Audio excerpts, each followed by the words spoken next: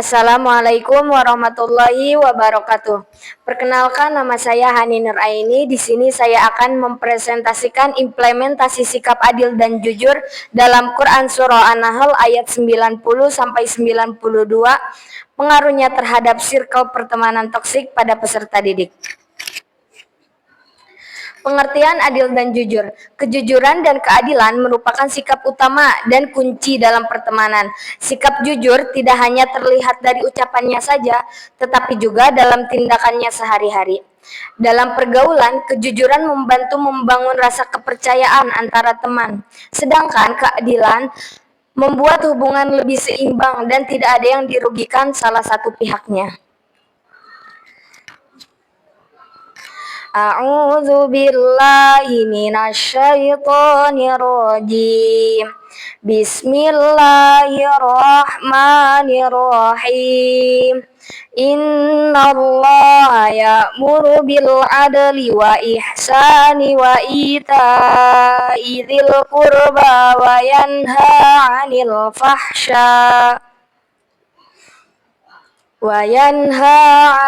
fahsya'i wal munkari wal bagyi ya'idzukum la'allakum tadhakkarun. Wa awfu bi ahdillahi idza ahadtum wa la tanqudhul aymana ba'da tawkidiha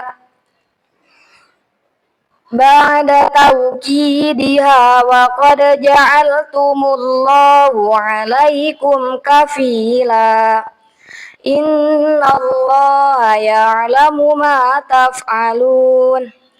Takunu kallati naqadat ghazlaha min ba'di quwwatin ankatha. Tattakhiduna aymanakum dakhalan bainakum an takuna ummatun hiya arba min ummah. Innama yablukumullahu bih wa la yubayyinanna lakum yawmal qiyamati ma kuntum fihi takhtalifun. Pesan moral dari Quran Surah An-Nahl ayat 90 sampai 92 memerintahkan manusia untuk bersikap adil dalam setiap perbuatan, mengajarkan pentingnya kejujuran sebagai dasar perilaku sehari-hari, menjadi pedoman dalam membangun hubungan sosial pertemanan yang sehat. Apa itu circle? Circle terlahir dari bahasa Inggris. Kata dalam bahasa gaul, circle adalah lingkaran pertemanan. Circle didefinisikan sebagai sekelompok orang yang melakukan suatu secara bersamaan. Dalam hadis tentang pergaulan atau circle, ada banyak pelajaran moral dan spiritual yang bisa kita ambil. Hadis tentang pertemanan. An Abi Hurairah radhiyallahu anhu qala Rasulullah sallallahu alaihi wasallam, al mar'u 'ala dini khalilih falyanzur ahadukum may yukhallilu.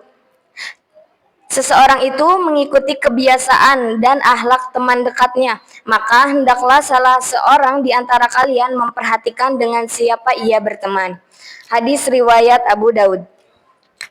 Pesan moral dari hadis ini yang pertama ada, teman memiliki pengaruh besar dalam membentuk kepribadian.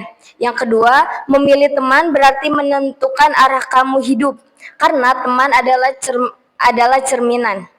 Yang ketiga, lingkaran pertemanan dapat menjadi sarana kebaikan atau keburukan, dan menjauhi pertemanan yang buruk adalah bentuk tanggung jawab untuk diri sendiri.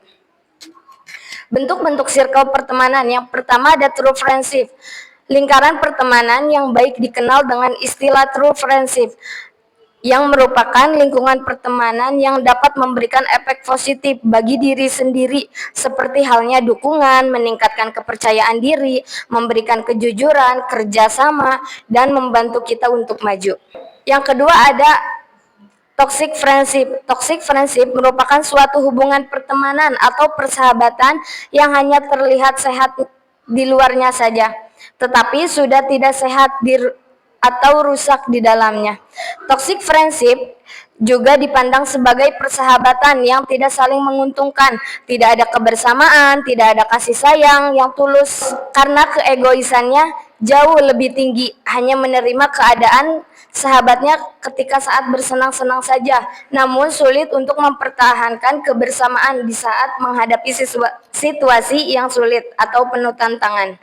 Contoh-contoh perilaku dalam circle pertemanan. Yang pertama ada true friendship, saling mendukung ke arah yang baik. Misalnya ketika kamu ingin rajin belajar atau memperbaiki ibadah, temanmu juga ikut menyemangati, bahkan mengingatkan kalau kamu mulai malas. Yang kedua, toxic friendship, sering membawa pengaruh buruk. Contohnya mengajak bolos, malas belajar, atau melakukan hal yang merugikan diri sendiri maupun orang lain. Faktor pendukungnya ada dari keluarga, lingkungan sekolah yang kondusif, dan pengaruh teman sebaya yang positif. Yang penghambatnya ada lingkungan pergaulan pertemanan yang negatif, kurangnya keteladanan orang dewasa, pengaruh media dan teknologi. Kesimpulannya, kejujuran menjadi pondasi utama dalam membangun rasa kepercayaan dan keterbukaan antara individu. Penerapan kedua nilai tersebut mampu membentuk pola pergaulan yang sehat serta menjadi upaya pencegahan dalam menghindari circle toksik yang dipenuhi dengan perilaku negatif. Dengan menjadi ajaran Quran Surah An-Nahl ayat 90-92 sebagai pedoman, peserta didik dapat membangun circle pertemanan yang positif, harmonis, dan berorientasi pada pembentukan karakter yang baik. Mungkin cukup sekian dari saya, kurang dan lebihnya mohon maaf. Billahi taufiq wal hidayah. Wassalamualaikum warahmatullahi wabarakatuh.